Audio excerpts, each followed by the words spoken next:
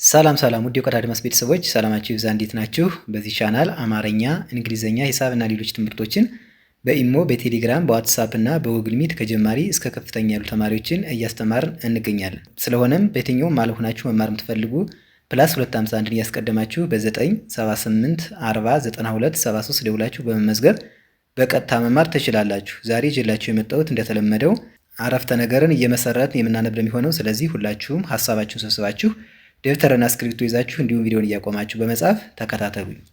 ወደ ክላሳችን ሳልፍ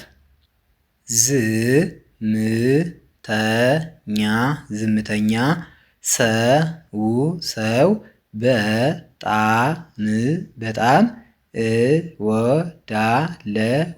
እወዳለሁ። 4 ነጥብ። ዝምተኛ ሰው በጣም እወዳለሁ የሚል አረፍተ ነገር መሰረት ማለት ነው። የቃላት ብዛት ከተባል ዝምተኛ 1 ሰው 2 በጣም 3 እወዳለሁ። አራት ቃላትን ተጠቅመናል ማለት ነው። በአንድ ላይ አያይዘን ስናነባቸው ዝምተኛ ሰው በጣም እወዳለሁ የሚል ይሆናል ማለት ነው። በተለይ ግልጸኛ ሰው ይመቸኛል። 4 ነጥብ። በተለይ ግልጸኛ ሰው ይመቸኛል የሚል አረፍተ ነገር መሰረት ማለት ነው። የተጠቀምናቸው የቃላት ብዛት በተለይ 1 ግልጸኛ፣ 2 ሰው፣ 3 ይመቸኛል። አራት ቃላትን ተጠቅመናል ማለት ነው። በአንድ ላይ አያይዘን ስናነባቸው በተለይ ግልጸኛ ሰው ይመቸኛል የሚል ይሆናል ማለት ነው። ወንድሜ ሲበዛ ሐቀኛ ነው። 4 ነጥብ። ወንድሜ ሲበዛ ሐቀኛ ነው የሚል አረፍተ ነገር መሰረት ማለት ነው። የቃላት ብዛት ወንድሜ 1 ሲበዛ 2 ሐቀኛ 3 ነው። አራት ቃላት ተጠቅመናል ማለት ነው። በአንድ ላይ አያይዘን ስናነባቸው ወንድሜ ሲበዛ ሐቀኛ ነው የሚል ይሆናል ማለት ነው። እህቴ ግን ሁልጊዜ ትፈጥናለች። 4 ነጥብ። እህቴ ግን ሁልጊዜ ትፈጥናለች የሚል አረፍተ ነገር መሰረት ማለት ነው። የቃላት ብዛት እህቴ 1 ግን 2 ሁልጊዜ 3 ትፈጥናለች። አራት ቃላትን ተጠቅመናል ማለት ነው። በአንድ ላይ አያይዘን ስናነባቸው እህቴ ግን ሁልጊዜ ትፈጥናለች የሚል ይሆናል ማለት ነው። መጥፎ ቃል ላለመናገር እንሞክር። 4 ነጥብ። መጥፎ ቃል ላለመናገር እንሞክር። የቃላት ብዛት መጥፎ 1 ቃል 2 ላለመናገር 3 እንሞክር።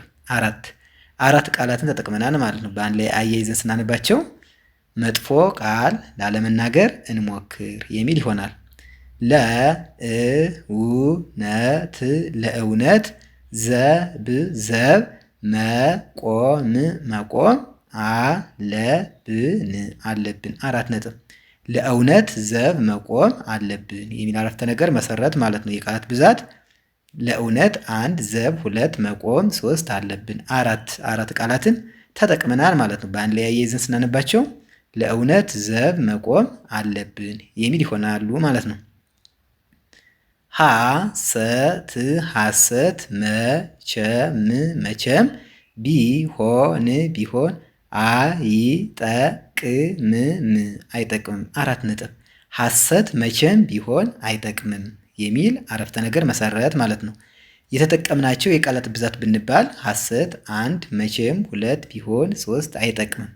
አራት ቃላትን ተጠቅመናል ማለት ነው። በአንዴ ስናነባቸው ሐሰት መቼም ቢሆን አይጠቅምም የሚል አረፍተ ነገር መመስረት ቻል ማለት ነው። በአንዴ ጠቅለል ስናረጋቸው ዝምተኛ ሰው በጣም እወዳለሁ።